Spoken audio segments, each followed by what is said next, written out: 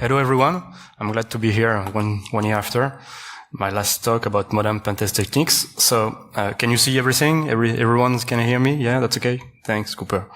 So, the subject today is a decade. So today we are celebrating 10 years of HITB. I want to celebrate 10 years of good quality and good tools from the community. So who am I? Just quickly, I'm just an Infosec passionate. I used to push some stuff on my GitHub, so maybe you use one of my script or program, I don't know. Just say hello in that case. A bit of context. So, to my opinion, the Infosec field are quite evolved during that decade. It has been a good and crucial decade for our domain. Some good old three dreams now come true. You can scan the entire IPv4. You can query every information you want on a lot of platforms. You can put some large infrastructure, Windows infrastructure for corporations, just with Bloodhound, Mimikatz, and so on, PowerView, and all the PowerShell mafia. You can fuzz everything you want. A lot of talks today are talking about fuzzing, and you can store and you can dump the entire Earth, hashes and passwords to make some studies and just to reuse them. Second point, to my opinion, again, coding became social. A lot of Infosec people who were not used to be good developers really enhance their coding skill, and they now, I think, have the will to write some good and practical tools and forgive it compiles on my machine. A lot of exhibitions are devoted to the tool crafting art, such as Black Hat Arsenal or HITB Armory, just running now. So again, as a tiny conclusion for this point, more and more security folks are writing more and more good quality and reliable tools. And the last point, to me, in that case, we've seen a lot of tools allowing attack and defense. To me, they are superior tools. Think about Bloodhound. Bloodhound is useful for attackers and really also for defenders. So I think there are more recognition for the blue side and not only attacking. We are moving from the breaking era, like during the 80s, 90s, 2000s, to the securing and building era. And finally, we are making a lot of progress with data visualization.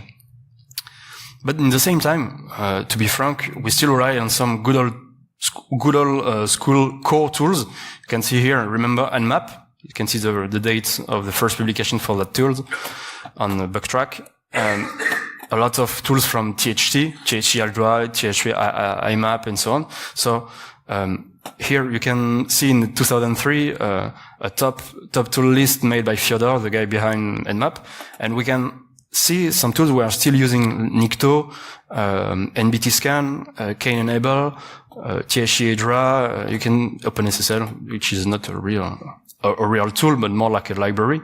And the thing is, so we still rely on some good old tools.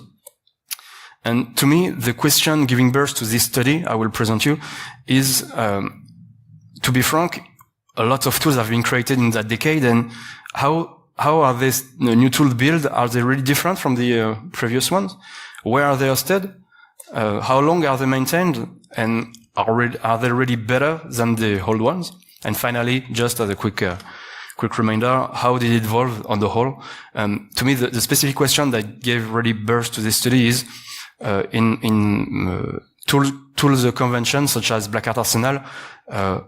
They are used to showcase some tools, some good quality tools.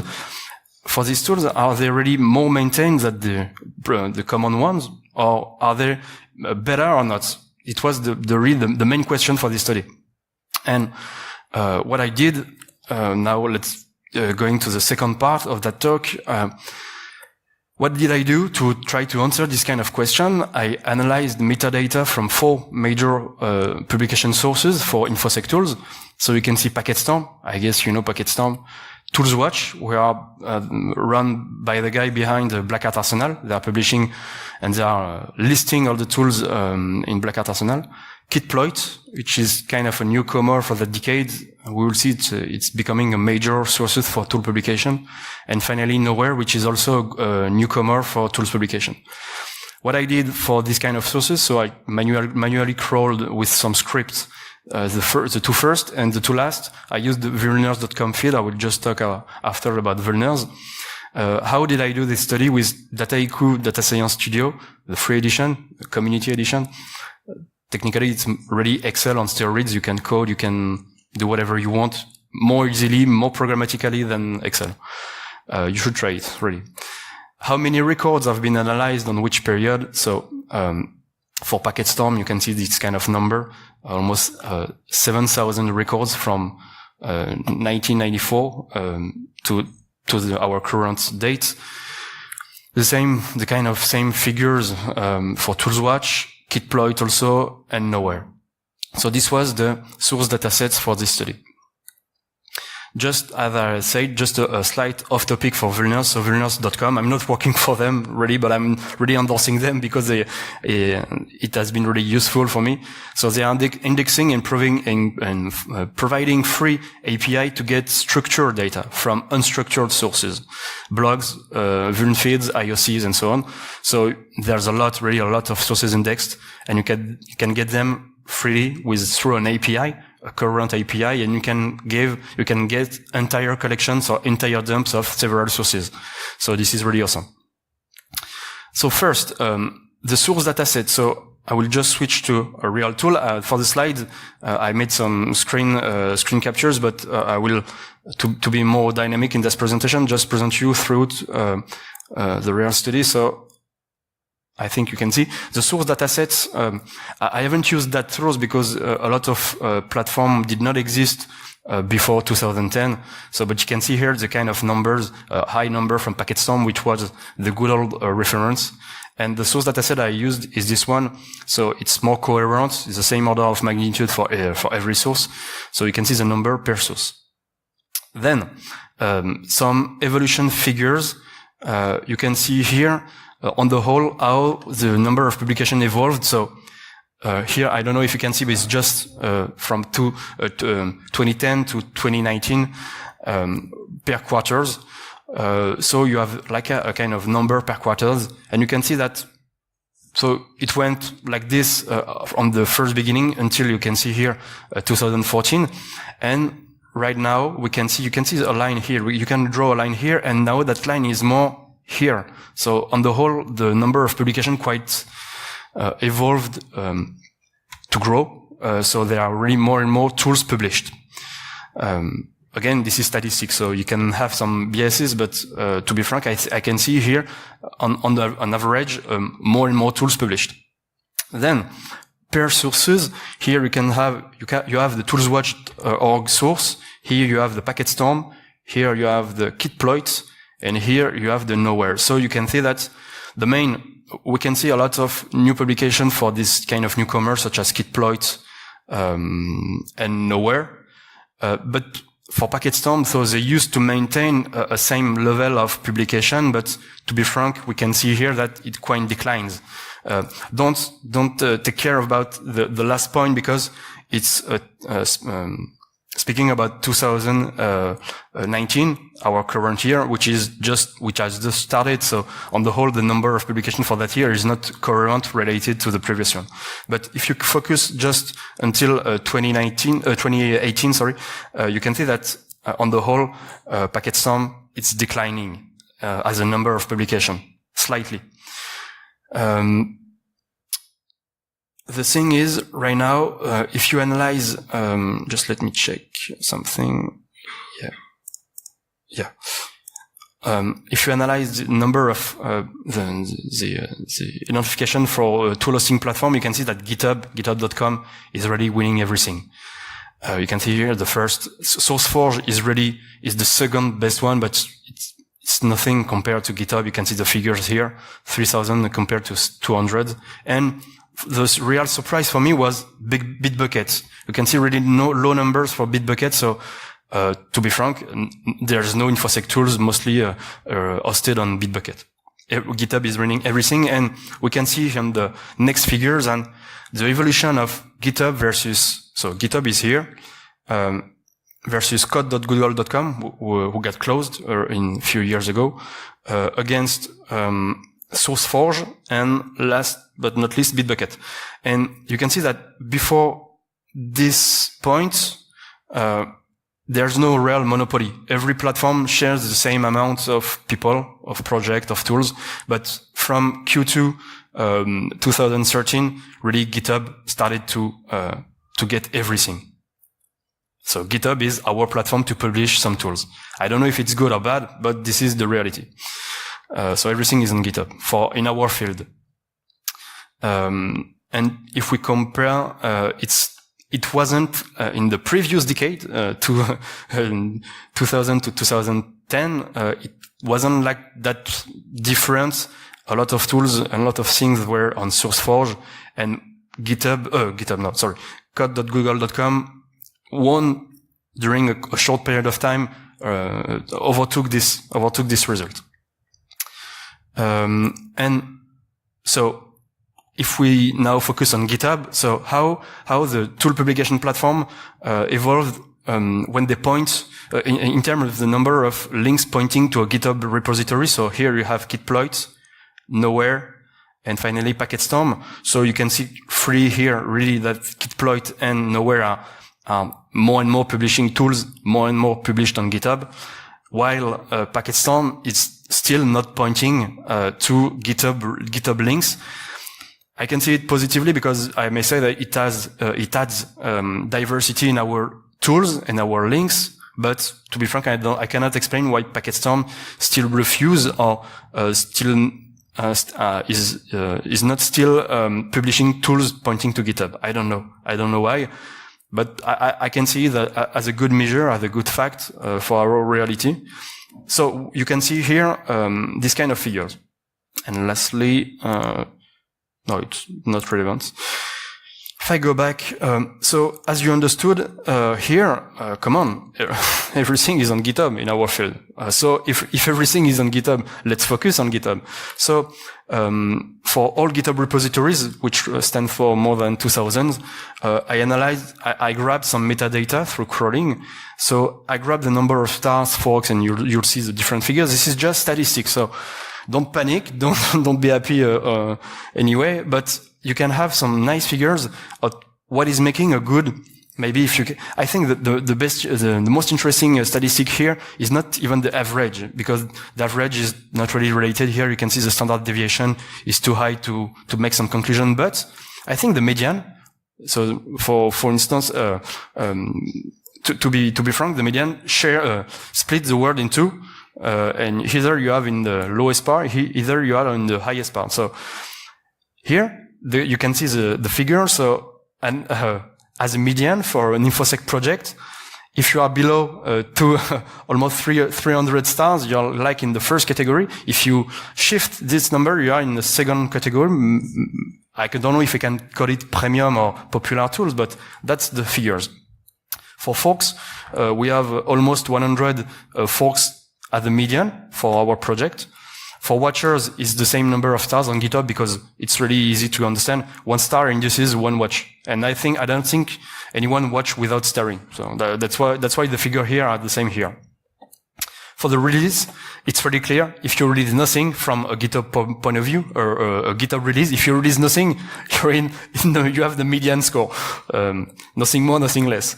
On the size, most of the tools in the repositories, size like 1 meg, almost, as a median. For commits, almost 100. You can see here, 72. And a good figures. So remember the first question I asked I wonder for myself was, how long is an Infosec tool maintained?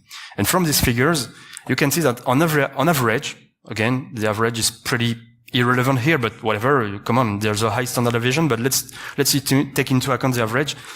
Infosec tool on average is maintained. So maintain means difference between the last commit and the first commit, last 2.5 years.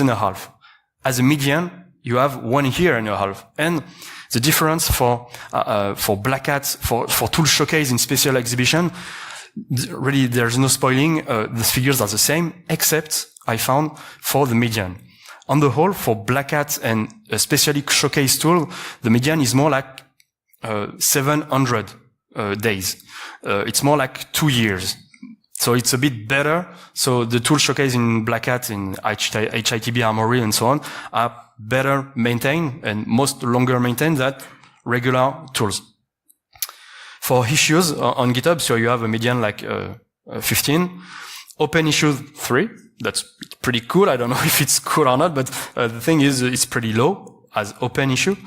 It means that you resolve. So the difference between whole and open is close. So we close a lot of issues. I don't know why we close, if it is for a good or bad reason, but still we close some issues.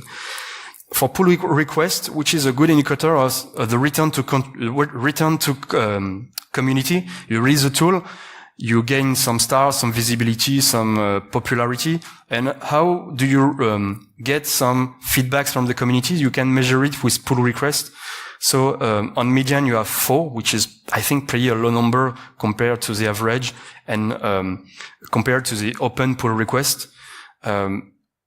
We see here that the numbers of contribution from the community for Infosec tool is I think pretty low compared to some popular open source projects such as Linux, for instance. I do have another figure, I think. Let me check.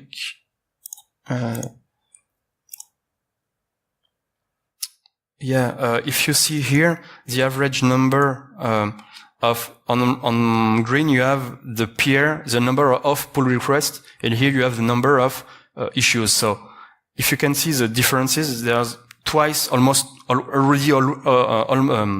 at minimum twice issues than pull requests. I don't know if it is a good ratio or not, but this is our ratio.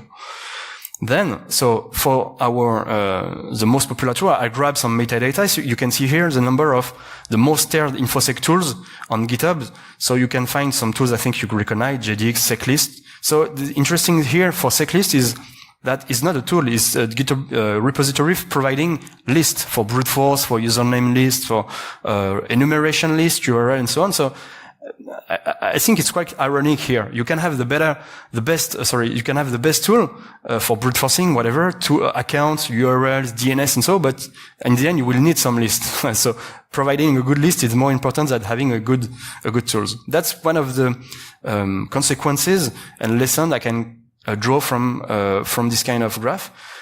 So you can see here Gaidra from the NSA has gained really quickly a lot of popularity. So in few months, it integrated the top 20 of the most shared Infosec tools on GitHub again.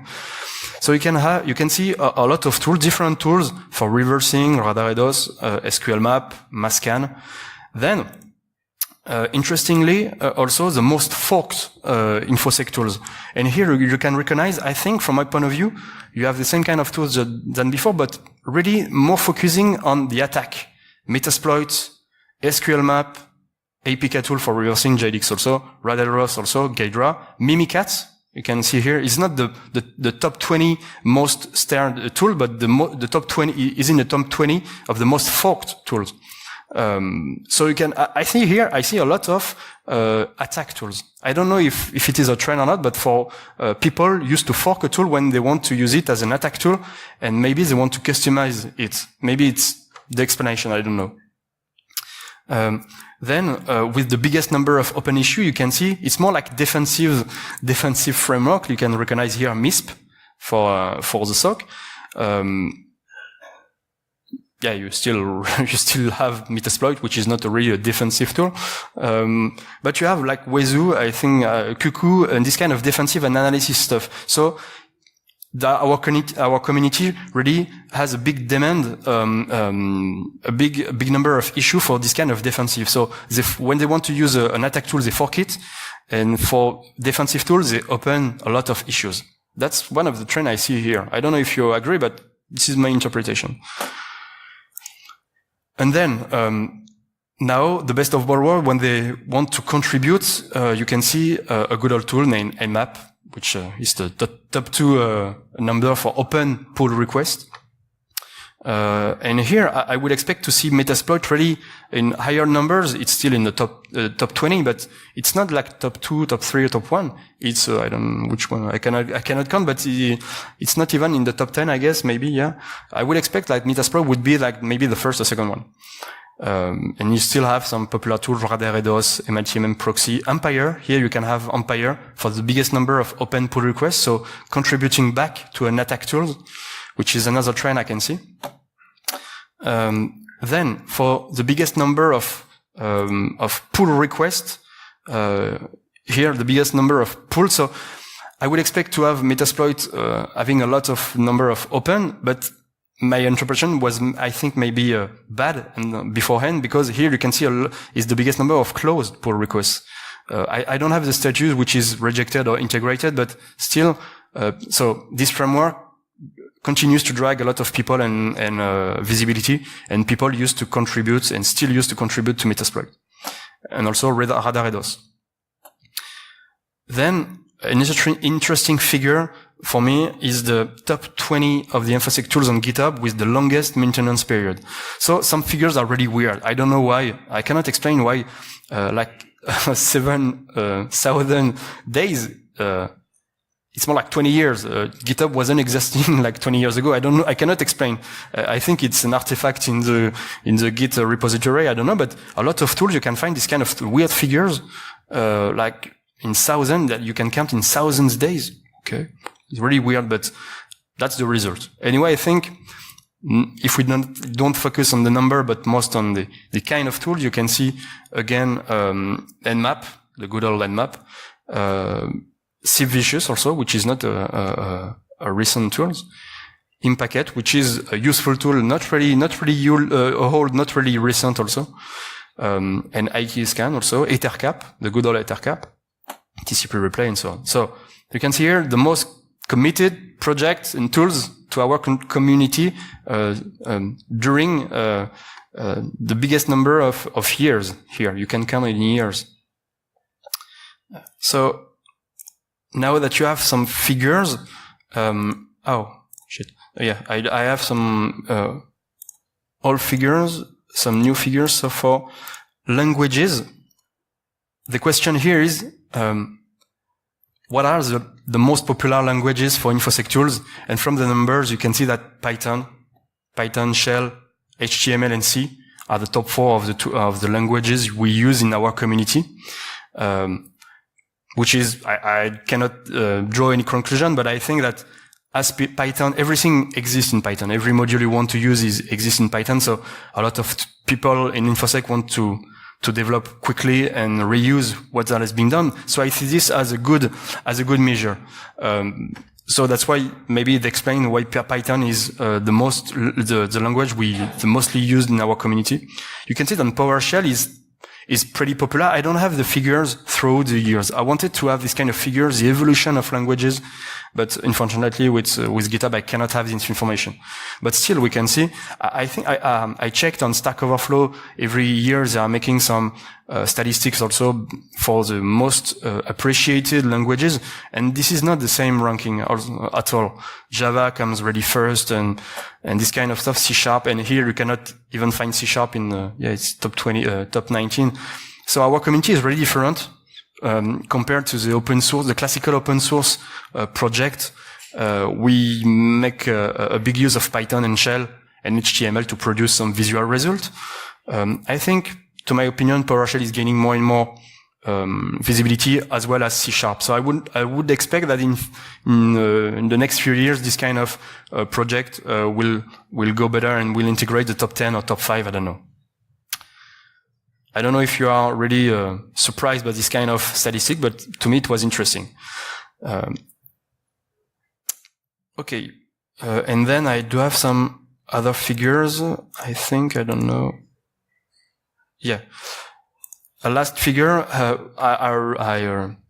I listed the Infosec tools having the biggest number of dependencies in the Python language, because I made a focus on Python, because as we've seen, everything is hosted on GitHub and a lot of things is developed in Python. So let's focus in Python.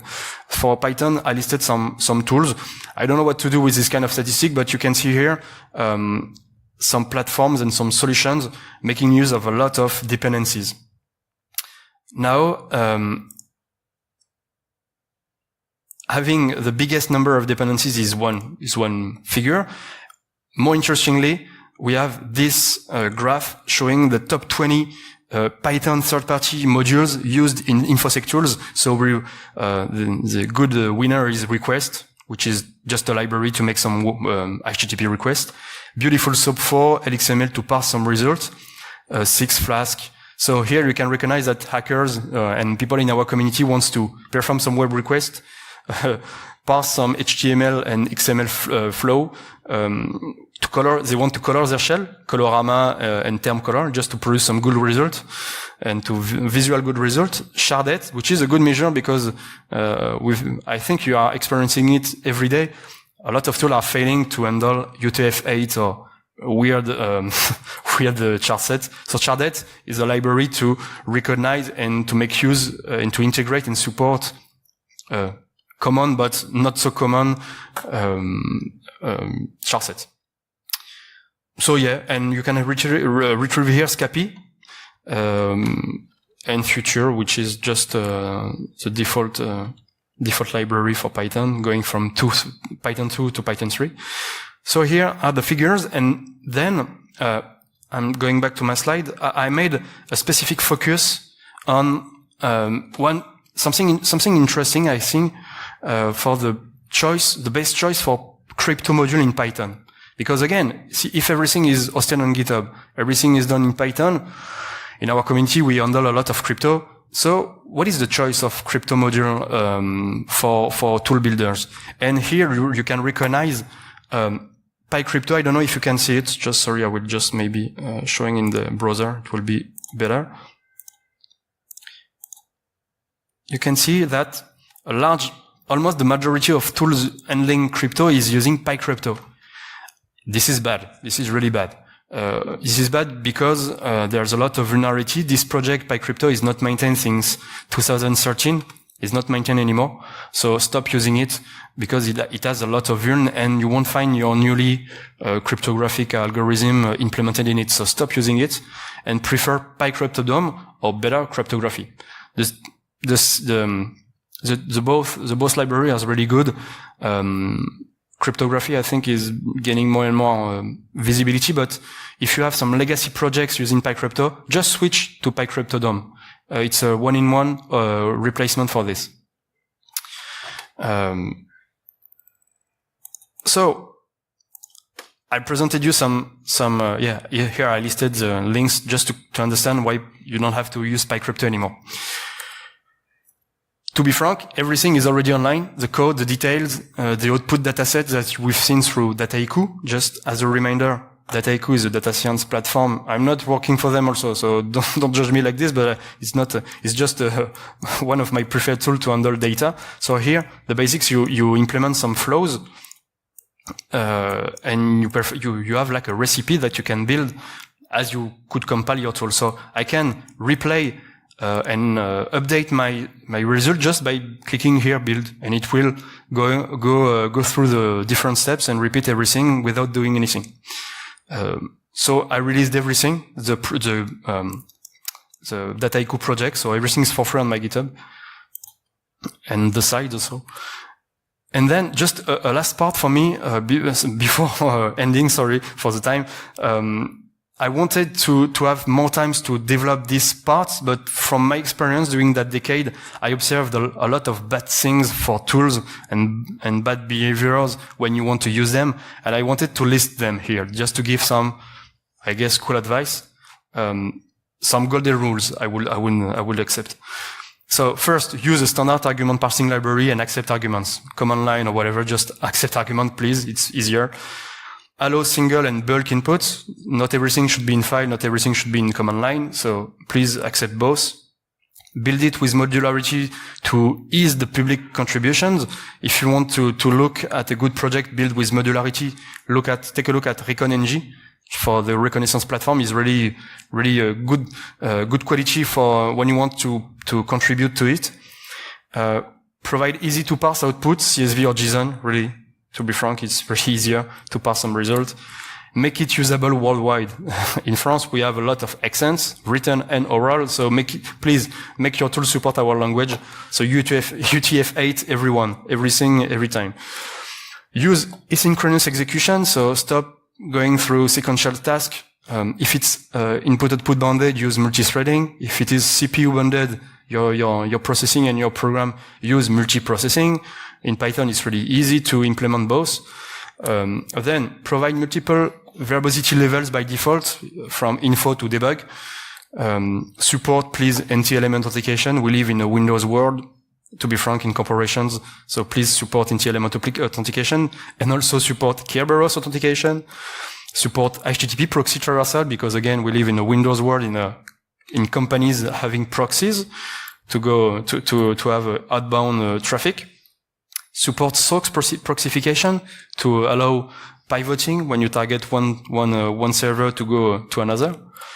Use, please, as we've seen with PyCrypto, use non-vulnerable dependencies. Package your tool, please. Package your tool with Python, pip, or whatever you want, but make it easily installable and not it compiles on my machine, please, not again. Even better, provide pre-built binaries or containers now, Dockerfile and whatever. It helps attackers and defenders. Again, think about both. And finally, I think encrypt traffic when you can, because it's really cool to bypass some defense. So, to me, this is the end of my study. I wanted to insert a conclusion, but I just found this one. So, to be frank, from a tool user and tool developer, good tools work, better tools scale, and finally, great tool last. Thank you.